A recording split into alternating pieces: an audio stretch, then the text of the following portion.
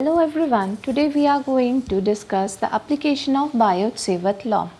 For that, let us consider an infinite long filament placed along z-axis from minus infinity to plus infinity. Let I is the current flowing through filament, and let us consider a current element IDL placed at point P1 on the z-axis. The coordinates of point P1 will be 0, 0, z. Okay. Let us consider another point P2 on the y-axis whose coordinates are 0, y, 0. As this is the point P1, at point P1, the current element IDL is located. Due to the current element, magnetic field will be developed, and therefore point P1 is considered as the source point. Whereas the point P2 is the point at which magnetic field intensity is to be determined. This point can also be written in cylindrical coordinate system. Okay. As this OP2 is a constant distance from z-axis, point P2 can be written in cylindrical coordinate system as rho 0, 0. As rho is also a constant distance from z-axis, point P2 in cylindrical coordinate system will be rho 0, 0.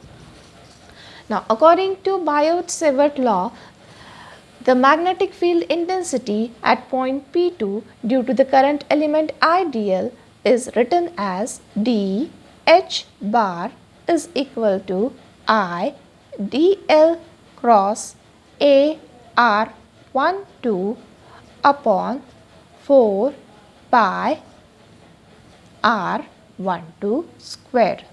Okay, where R12 is the vector directed from the source point to field point. This R12 can be written as rho A rho minus Z A Z. Okay. Unit vector AR12 can be written as vector R12 upon mod of R12, that is, okay, this R12 is rho A rho minus Z A Z upon mod of R12 is under root of rho square plus Z square. Okay. Also, displacement length vector dl bar can be written as dz A Z, where dz is a small distance or elemental distance at point P1. Okay. So, this equation number 1 becomes d h bar is equals to I. dl can be written as dz az, okay, cross, okay, unit vector AR12 can be written as rho A rho minus Z A Z upon under root of rho square plus Z square. Okay, this is unit vector AR12, and the remaining terms in the denominator will be 4 pi, and R12 square is rho square plus Z square. Okay. So, I can again write this equation as dh bar is equals to, okay, I dz. Okay. Now, okay, this Z A Z can be neglected because point P2 is located on y-axis, and due to symmetry, for every positive component on z-axis, there will be a negative component on the negative z-axis. Okay. With respect to point P2, for every positive component on z-axis, there will be a negative component on the same axis. So, both will cancel each other, and therefore, Z Az is neglected. Okay. So, above equation becomes I dz Az cross A rho. Az cross A rho is A phi, and therefore, above equation becomes I dz rho AZ cross A rho is A phi. Okay. Upon 4 pi, this term can be written as rho square plus Z square raised to the power 3 by 2. Okay. Now, in order to find out the total magnetic field at point P2 due to the current element along Z axis, integrating above equation within the limit minus infinity to plus infinity, it becomes H bar is equals to I upon 4 pi integral minus infinity to plus infinity rho dz a phi upon rho square plus z square raised to the power 3 by 2. Okay. Put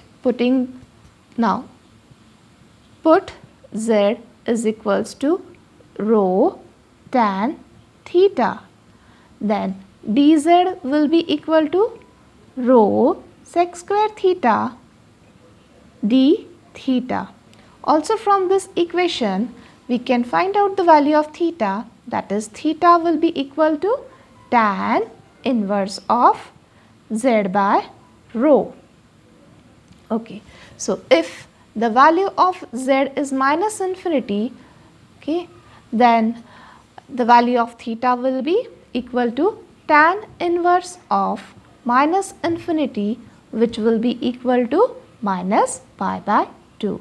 Similarly, if the value of z upper limit is infinity, okay, z is equals to infinity, then theta will be equal to tan inverse of infinity, which is equal to pi by 2. Okay. So, putting these value in above equation,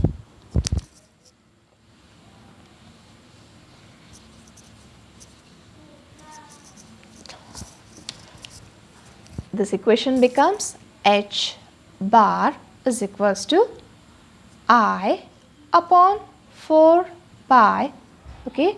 Now z is equals to, z ranges from minus infinity to plus infinity. We are putting the value of z as rho tan theta, then the value of theta becomes or theta lies between minus pi by 2 to pi by 2. So, I can write integral from minus pi by 2 to pi by 2.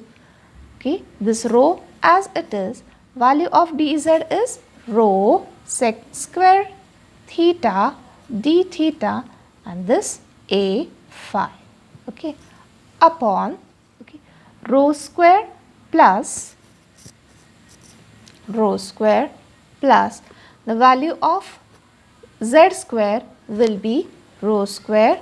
Okay, the value of z square will be rho square tan square theta raised to the power 3 by 2.